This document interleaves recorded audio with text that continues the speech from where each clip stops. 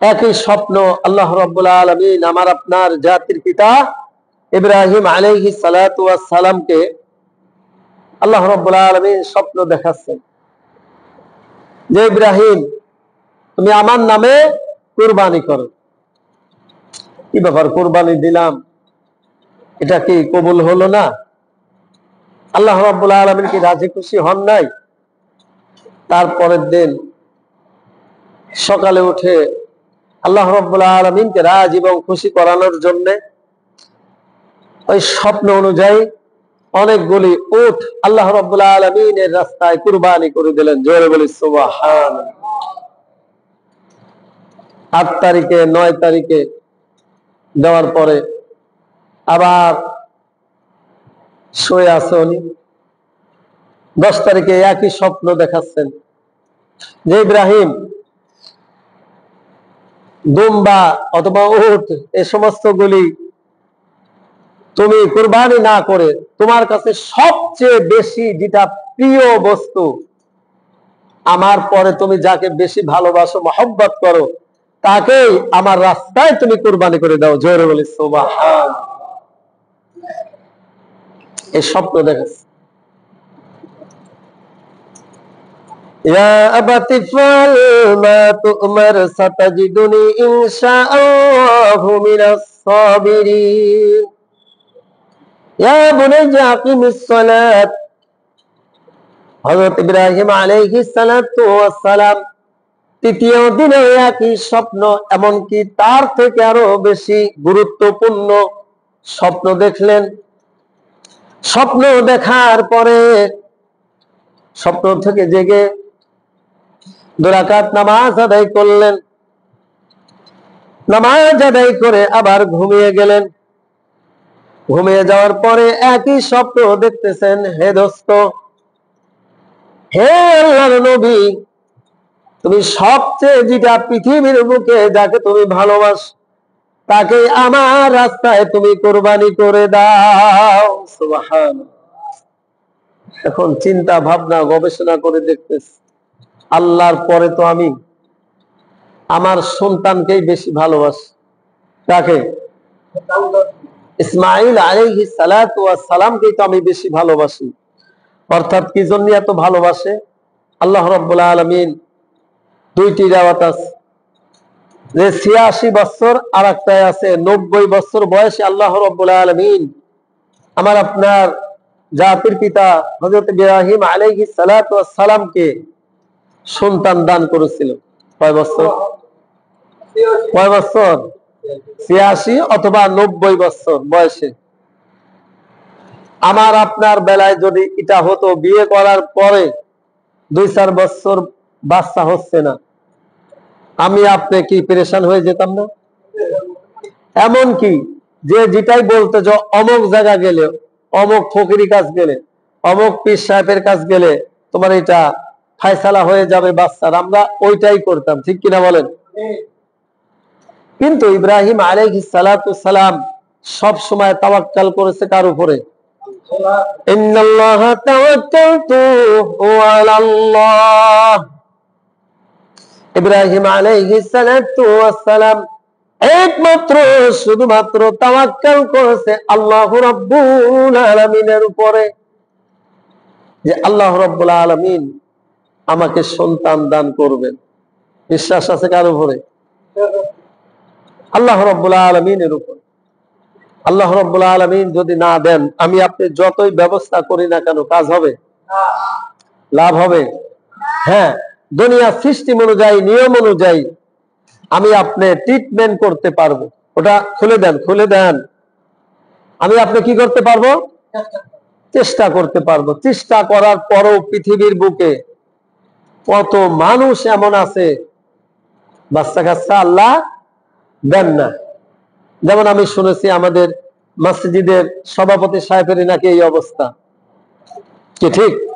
দেখেন, আল্লাহ রাব্বুল আলামিন তাকে ধন সম্পদ টাকা পয়সা তো প্রচুর দিয়েছে না, কোনো অভাব নাই। কিন্তু আল্লাহ রাব্বুল আলামিন আর একদিকে তাকে ঘাটতি দিয়ে রেখে দিয়েছে, কমতি করে রাখেছে। এত ধন সম্পদ টাকা পয়সা, এখন যদি চক্ষুটা বন্ধ করে এই সম্পদের মালিক কে হবে, কে খাবে? একটা দুঃখ না এটা? এর জন্য কত ট্রিটমেন্ট, কত কিছুই তো করেছে, কিন্তু আল্লাহ রাব্বুল আলামিন এ পর্যন্ত দেন নাই। অর্থাৎ আল্লাহ রাব্বুল আলামিনের যদি বাজেট থাকে তাহলে দিবে, অবশ্যই দিবে। আর যদি বাজেট না থাকে কি দিবে? না, আল্লাহ রাব্বুল আলামিন দিবেন না। অর্থাৎ তাওয়াক্কুল করতে হয় কার উপরে? আল্লাহ রাব্বুল আলামিনের উপর। আমার আপনার নামাজ ফরজ হয়েছে, আমার আপনার নবীর নবুয়তি লাভেরও অনেক পরে, নবুয়তি লাভেরও অনেক পরে আমার আপনার উপরে নামাজ ফরজ হয়েছে। 51 অথবা 52 হিজরিতে এরকম মতান্তরে আছে যে নামাজ ফরজ হয়েছে, কিন্তু কোরবানিটা এরও হাজার হাজার শত শত বছর আগের থেকেই কোরবানিটা ফরজ। আমার আপনার জাতির পিতা ইব্রাহিম আলাইহিস সালাতু ওয়াস সালাম থেকে কোরবানিটা ওয়াজিব। যাদের উপরে ধন সম্পদ টাকা পয়সা আছে, অর্থাৎ ঈদের দিন, তারপরের দিন, তারপরের দিন এবং ঈদের 4 দিন, এরকম যার কাছে কোরবানির টাকা থাকবে, কোরবানি দেওয়ার টাকা পয়সা থাকবে, তার উপরে কোরবানি করা ওয়াজিব। কিন্তু এখন সমাজের লোকে দেখা যায় এরকম কয়েকটা কোরবানি দিতে পারবে, সে টাকাও আছে কিন্তু দেয় না, আছে না? আরো বলে কি কোরবানি দিলে কত করছো ভাই, না দিলে তারা বেশি ভাই, ওই নাউজুবিল্লাহ। আসলে মুখ্য উদ্দেশ্য কি? গোস্ত খাওয়া, গোস্ত খাওয়া। আল্লাহ রাব্বুল আলামিন আমার আপনাকে ধন সম্পদ দিয়েছে এটা পরীক্ষার জন্য, যে দেখি বান্দা এই টাকা পয়সা ব্যয় করে আমাকে রাজি খুশি করে কিনা। আজ দেখেন আমরা টাকা পয়সা ব্যয় করি, আল্লাহ রাব্বুল আলামিনকে রাজি খুশি করাইতে পারি না অথবা করি না। যদি আমরা আপনার জাতির পিতা হযরত ইব্রাহিম আলাইহিস সালাতু ওয়াস সালামের সন্তান, বড় সন্তান ইসমাঈল আলাইহিস সালাতু ওয়াস সালাম ওই সময় কুরবানি হয়ে যেত আল্লাহর রাস্তায়, আজকে এমনই সিস্টেম হতে পারত পৃথিবীর মধ্যে যত সন্তান আছে সবাইকে এরকম আল্লাহর রাস্তায় জোগাড় দিতে হবে, ঠিক কিনা বলে?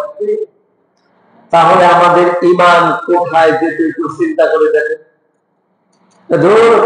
আল্লাহ যা বলেছেন, নিজের সন্তান আমি কোরবানি দেব কি? পৃথিবীর মধ্যে এমন আছে বিয়ে করার 2-1 বছর পরে আল্লাহ সন্তান দিয়েছে, আর তাকে দিছিল 90 বছর বয়সে। এই সন্তানকে যদি আল্লাহ রাব্বুল আলামিনের পথে রাজি এবং খুশি করানোর জন্য আল্লাহকে কোরবানি দিতে পারে, কত ভালোবাসার সম্পদ তার সন্তান ছিল, কত ভালোবাসত, কত মহব্বত করত।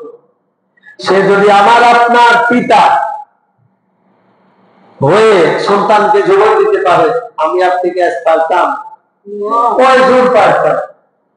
আজ দেখেন টাকা থাকেও অনেকে দেয় না, টাকা থাকেও দেয় না। এটাতেই আমরা বুঝতে পারি যদি সন্তানকে কোরবানি করতে বলতো তাহলে কয়জন করতাম?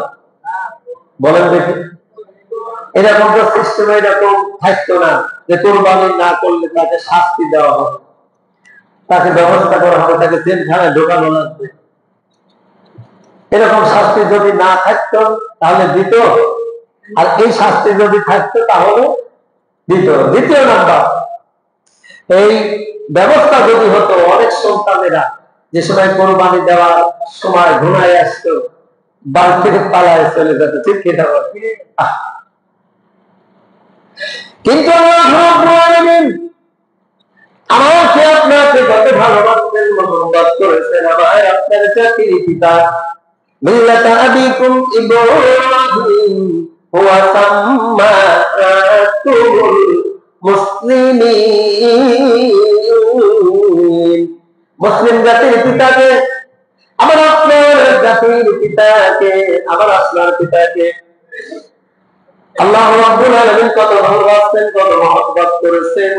এই কারণে তার এই কাজগুলি পছন্দ হয়ে তার সন্তানকে জবাই না করাইয়া আল্লাহ রাব্বুল আলামিন ওই জান্নাত থেকে একটি পশু এনে নিচে দিয়েছিল। জোরে বলে সুবহানাল্লাহ। তাহলে বোঝা যেত যে আমার আপনার ঈমান কত মজবুত, সেই সময় দেখা যেত। ঠিক কিনা বলেন? আমি যে বড় বড় কথা বলছি, আমি যে বয়ান করছি, ওয়াজ করছি, তারা আমি যে এই কাজে সরাসরি লিপ্ত হতে পারতাম কিনা এটাও সন্দেহ আছে। ঠিক কিনা বলেন? এবং আমি যদি এই কাজে লিপ্ত হতাম, কিন্তু আমার সন্তানে কেমন হতো, ওই সময় মতো আর পাওয়া যেত না।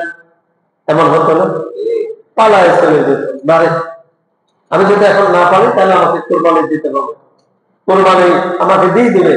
দেখা যায় কমপক্ষে 2 সপ্তাহ আমি পালায় থাকি আসি। ঈদের আগের 1 সপ্তাহ, ঈদের পরে 1 সপ্তাহ, এরকম অনেকে করতো না? অনেকে এটাই করতো। মানে আমরা যা এখন গুণে পড়ে যা পাই, এই জন্য বাবা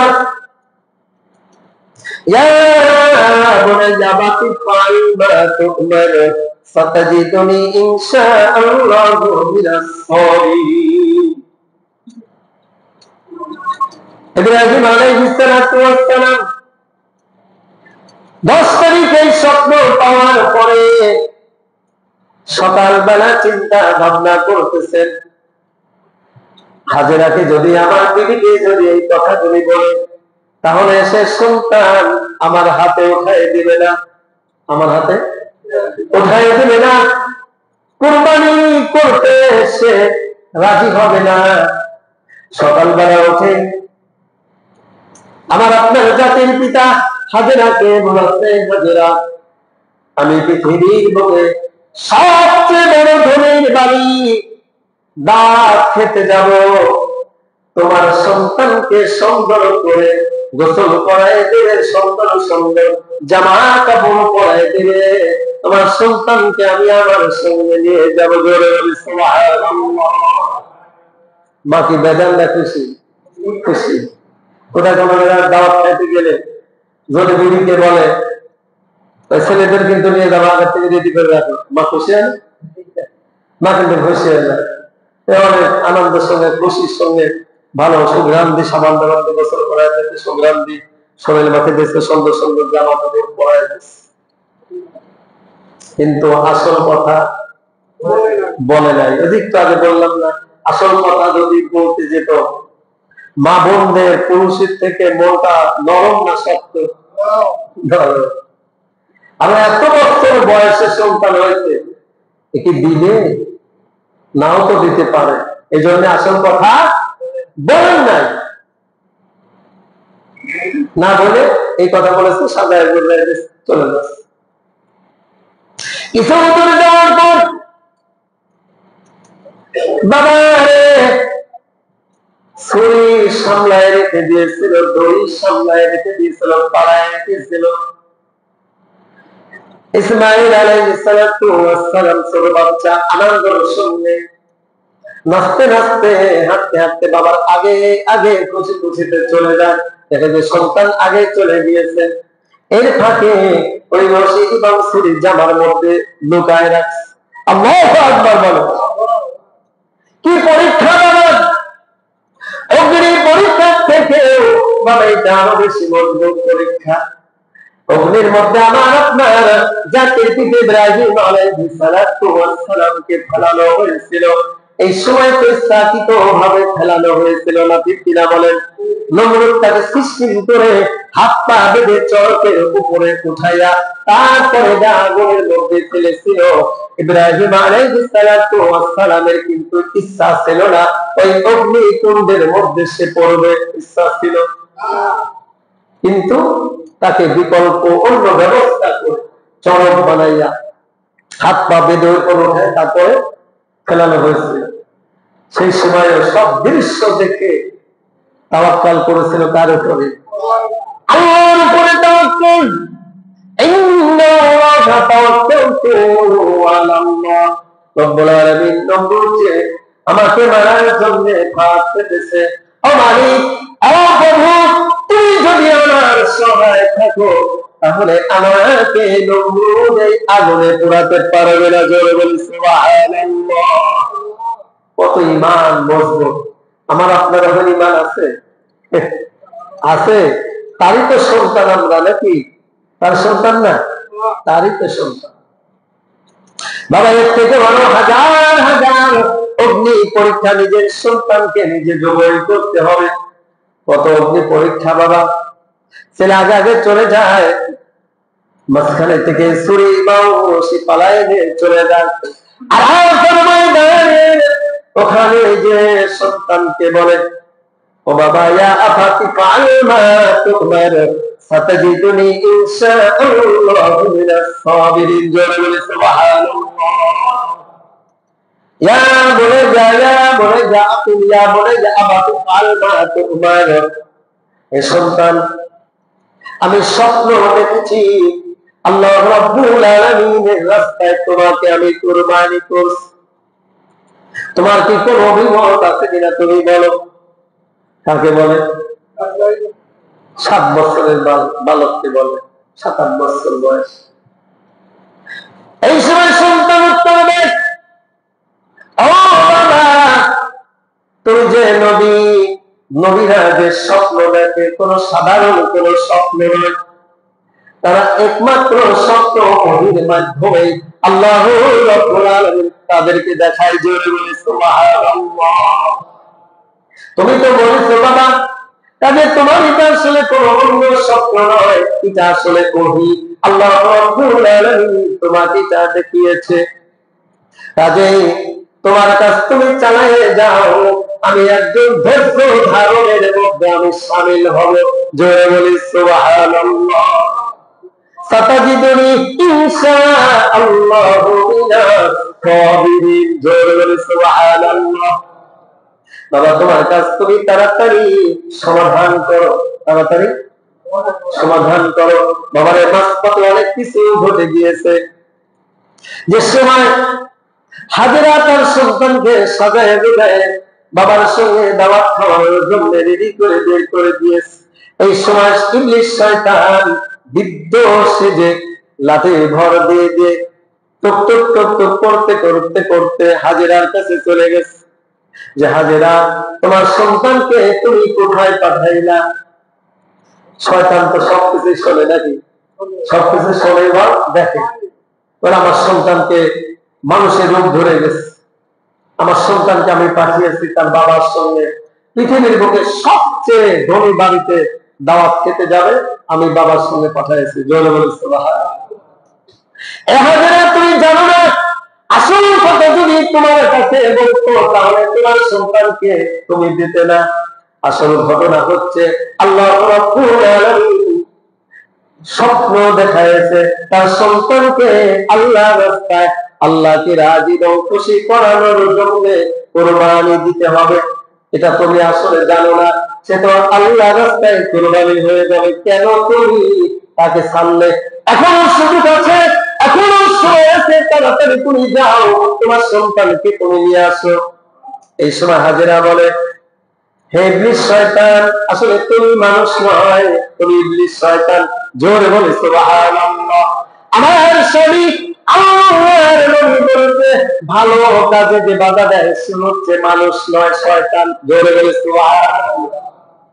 ভালো কাজে যে বাধা দেয় আসলে সে মানুষ না, মানুষ কি শয়তান। আসলে তুমি যে শয়তান এটা আমি বুঝতে পেরেছি। এই কথা বলে শয়তানকে ওখান থেকে তাড়িয়ে দিয়েছে। শয়তান চিন্তা করলো মেয়েদের তো মন নরম, কিন্তু মার কাছে কোনো কাজ হলো না। কিন্তু ইব্রাহিম আলাইহিস সালাম কয়েকটা আগে পরীক্ষা দিয়েছে, এই জন্য আল্লাহ রাব্বুল আলামিনের প্রিয় পাত্র হয়েছে। কাজে এই পরীক্ষা আর উত্তীর্ণ হতে দেওয়া যাবে না। ইব্রাহিমকে আরো বেশি আল্লাহর প্রিয় বান্দা হয়ে যাবে। জোরে বলে সুবহানাল্লাহ। এই কাজ থেকে যেভাবেই হোক বাধা দিতেই হবে। চলে গেছে, যায় সন্তান এখন একটু পিছিয়ে পড়েছে, বাবা একটু আগে আগে গেছে, ও পিছিয়ে গেছে। ছোট ছোট বাচ্চারা দেখবেন প্রথম খুব দ্রুত যায়, তারপরে কি যায় পিছিয়ে পড়েছে। এই সময় শয়তান যাবে, এই বালক তুমি কোথায় যাও? আমি বাবার সঙ্গে দাওয়াত খেতে যাচ্ছে। কোথায়? পৃথিবীর সবচেয়ে বড় বাড়িতে আমি দাওয়াত খেতে যাই। আরে দাওয়াত না, আসলে তুমি ছাই খেতে যাচ্ছ, তোমাকে জবাই করতে যাচ্ছে। জোরে বলি না, তোমাকে জবাই করবে তোমার বাবা। বলো কি আসলে তাই? কেন, কি জন্য? আল্লাহ সত্য জোরে দেখাইছে, আল্লাহকে রাজি ও খুশি করানোর জন্য তোমাকে জবাই করবে। এটা তো ভালো কথা। জোরে বলি, হ্যাঁ হ্যাঁ, 7-8 বছরের 9 বছরের ভালো, এটা তো ভালো। আসলে তুমি মানুষ নয়, তুমি শয়তান। আমার বাবার মুখে শুনেছি ভালো কাজে যে বাধা দেয়, আসলে সত্যি আসলে মানুষ নয়, সে হচ্ছে শয়তান। এই কথা বলে ইসমাইল আলাইহিস সালাম পাথর নিয়েছে, পাথর নিয়ে কঙ্কর পাথর নিয়েছে, নিয়ে এই শয়তানকে পাথর মারছে। শয়তানকে অনেকগুলি পাথর নিক্ষেপ করেছে, যাও দূর হয়ে যাও তুমি এখান থেকে। এটা তো ভালো কথা, ভালো কথা। এই শয়তান তুমি শুনে রাখো, পৃথিবীর বুকে লাখো লাখো কোটি কোটি সন্তান আছে, আল্লাহ রাব্বুল আলামিন কাউকে পছন্দ করেন নাই, আমাকে পছন্দ করেছে। এটা তো আর সৌভাগ্যের খবর। জোরে বলি সুবহানাল্লাহ। বাপকে বেটা হয় নাকি? যেমন বাপ তেমন সন্তান। আসলে তো আল্লাহ রাব্বুল আলামিন তাকে তো পরে নবী বানাবে। নবীরা সাধারণ মানুষ হতে পারে, আর জ্ঞান বিবেক কি নরমাল বেঁচে না বেশি? পুরাটা দিন আল্লাহ রাব্বুল আলামিন তাকে বানিয়েছে। এই জন্য যত ঝড় ঝাপটাই আসুক না কেন, যত শয়তান অন্তর্বাদী না কেন, কোনো লাভ হবে না। পাথর মেরে কোথায় চলে গেছে? বাবার কাছে চলে গেছে। বাবা, ওই যে কথা বলতেছিলাম, বাবা বলতেছেন যে সন্তান, হে বৎস, হে বালক, তুমি কি বলো? আল্লাহ তো স্বপ্ন আমাকে দেখাচ্ছে, আল্লাহ রাস্তায় তোমাকে কুরবানি করতে হবে, তুমি কি বলো? তুমি কি রাজি? হ্যাঁ আমি রাজি। ইয়া আবাতি ফাআল মা তুমার সাতাজিদুনি ইনশাআল্লাহু মিনাস সাবিরিন। জোরে বলি সুবহানাল্লাহ। ও বাবা, হে আল্লাহর নবী, আপনি যে স্বপ্ন দেখেছেন আসলে স্বপ্ন না, এটা হচ্ছে ওহী। আপনি বলেছেন ভালো কাজে দেরি করতে নাই, তাড়াতাড়ি ভালো কাজ সমাধান করতে হয়। কাজে আমি রাজি আছি, আপনি আর দেরি করেন না, তাড়াতাড়ি আপনার কাজ আপনি সমাধান করেন। জোরে বলে সুবহানাল্লাহ। সন্তান ইচ্ছাকৃত ভাবে শুয়ে পড়েছে। আমি আপনি যে গরু কুরবানি দেই ইচ্ছাকৃত ভাবে অনেক জোর জোরম করে, অনেক তাফালিং করে, তারপরে না শোয় নাকি? কিন্তু ইচ্ছাকৃত ভাবে সন্তান শুয়েছে। এখন এই সন্তান বলেন, বাবা কি করেছেন? আমার সন্তান তো রাজি আছে, রশির আর কোনো প্রয়োজন হবে না, বাধার কোনো প্রয়োজন হবে না। জামার ভিতর থেকে রশি বের করে ছুঁড়ে ফেলে দিয়েছে। এই সময় সন্তান বলেন, ও বাবা, আপনার কাছে আমি কয়েকটি কথা বলবো, নসিহত করবো, আপনি নসিহত গুলি আপনি পালন করেন। এই রশি ফেলা দেন না, এই রশিরও কাজ আছে, এই রশির কাজ আছে। আমি তো রাজি অবশ্যই আছি, আপনি যে সময় আমাকে কুরবানি করবেন, 1 নাম্বার এই রশি যে আমার হাত পা গুলো মজবুত করে আপনি বেঁধে নেবেন। এই কারণে, এই জন্য আপনি তো আল্লাহর পয়গম্বর, আল্লাহর নবী। আমার তো আপনি বাবা, আমার আপনি বাবা, আল্লাহর তো পয়গম্বর, আপনি আল্লাহর নবী। আপনি যে সময় জবাই করতে যাবেন, আমি ইচ্ছাকৃত ভাবে না, অনিচ্ছাকৃত ভাবে যদি আমার লাঠি আপনার শরীরে লেগে যায়, কিয়ামতের দিন মুসিবতের সময় যদি আল্লাহ রাব্বুল আলামিন বলেন, হে ইসমাইল, তোমার বাবাকে কেন তুমি লাঠি মেরেছিলা? এখন জবাব দাও। আমি ইসমাইল জবাব দিতে পারিনি। বাবা, এই রশি আপনি ফেলে দিয়েন না, এই রশি দিয়ে আপনি মজবুত করে আমার হাত পা ধরে আপনি বেঁধে না, যেন কিয়ামতের দিন আমি কাঠগড়াতে না দাঁড় হই। দ্বিতীয় নাম্বার, আপনি বেশ সময় জোরে করবেন, তার আগে আপনি এই যে আপনার রুমাল আছে, এই রুমাল দিয়ে আপনি চক্ষুটা সুন্দর করে দিয়ে দেন।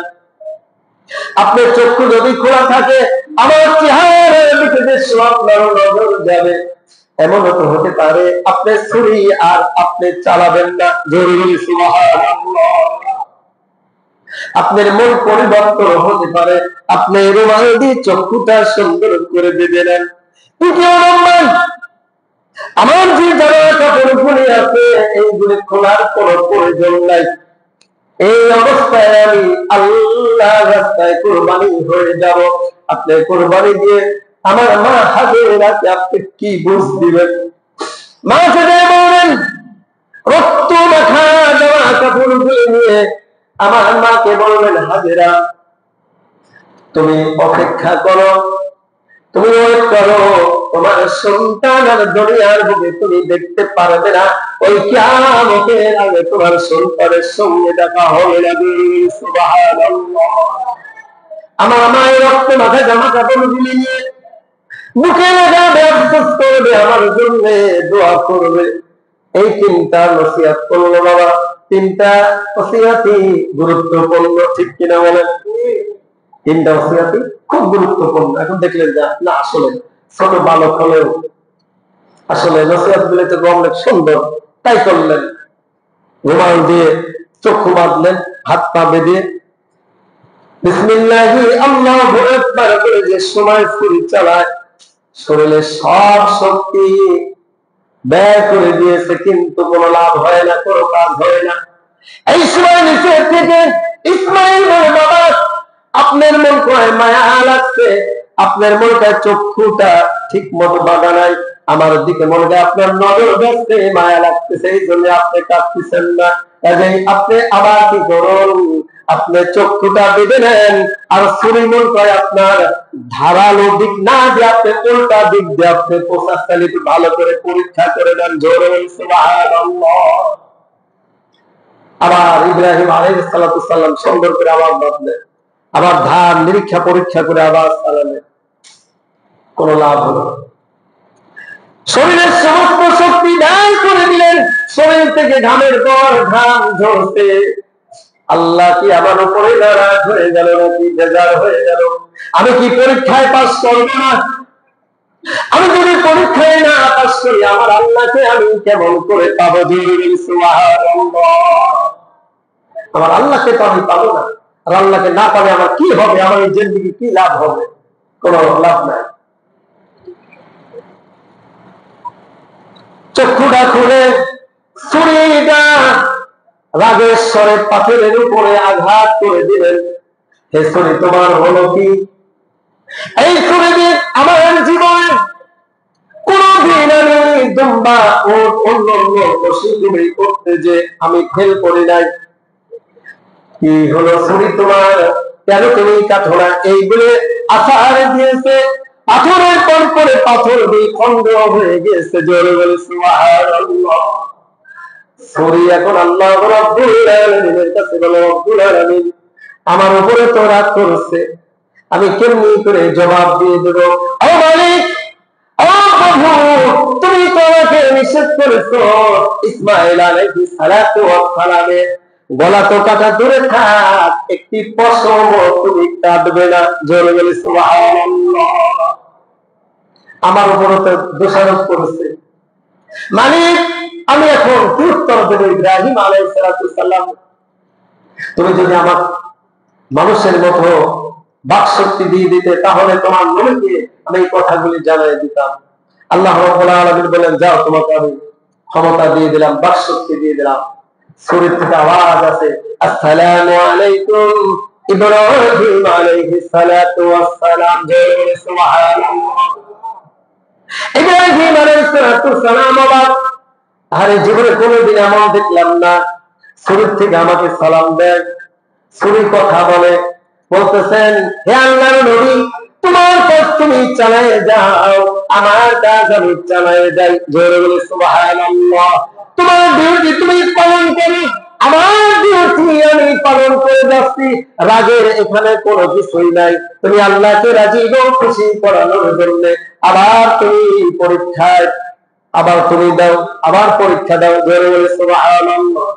তৃতীয়বারের মতো আবার সংকল্পের চক্ষুটা বেঁধে নিলেন।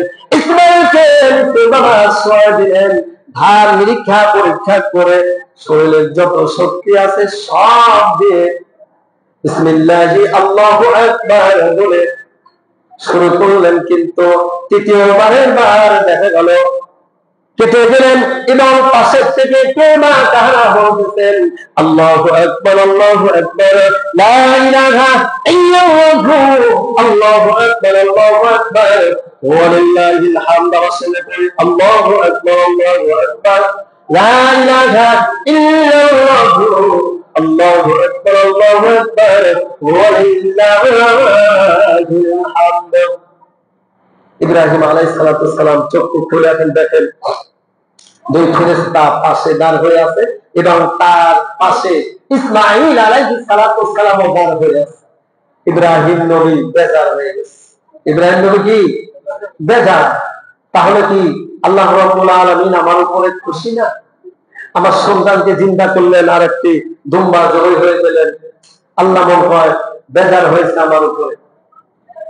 এই সময় জিবরাইল আলাইহিস সালাম বলে না না না, আল্লাহ রাব্বুল আলামিন শুধুমাত্র একমাত্র তোমাকে পরীক্ষা করার জন্য এই ব্যবস্থাটা করেছিল যে তুমি আল্লাহ রাব্বুল আলামিনের কতটুকু ভালোবাসো। 50%, 60% না 70, 80, 90 না 1%। আল্লাহ রাব্বুল আলামিন তা পরীক্ষা করার জন্য এই সিস্টেমটা করেছে, এই ব্যবস্থা করেছে। বাবারে ওই দিন যদি ইসমাঈল আলাইহিস সালাতু ওয়াস সালাম কুরবানি হয়ে যেত, তাহলে এমন আল্লাহ রাব্বুল আলামিন করতে পারতো, আইন জারি করে দিতে পারতো, অথবা দিত যে মুসলমানের সন্তানগুলি যারা হবে প্রত্যেকটা ছেলে মেয়েদেরকে প্রত্যেক বছর বছর এরকম আল্লাহ রাস্তায় কুরবানি দিতে হবে। ঠিক কিনা বলেন? কিন্তু আল্লাহ রাব্বুল আলামিন তা করেন নাই। আমাকে আপনাকে ভালোবেসে আমার জাতির পিতা ইব্রাহিম আলাইহিস সালামকে ভালোবেসে সুন্দর একটি সিস্টেম করেছে, একটি ব্যবস্থা করেছে। জোরে বলে সুবহানাল্লাহ। আল্লাহ রাব্বুল আলামিনের কাছে কি গোশত যায়? হাত দিয়ে গর্তি যায়? কি যায়? তাকওয়া।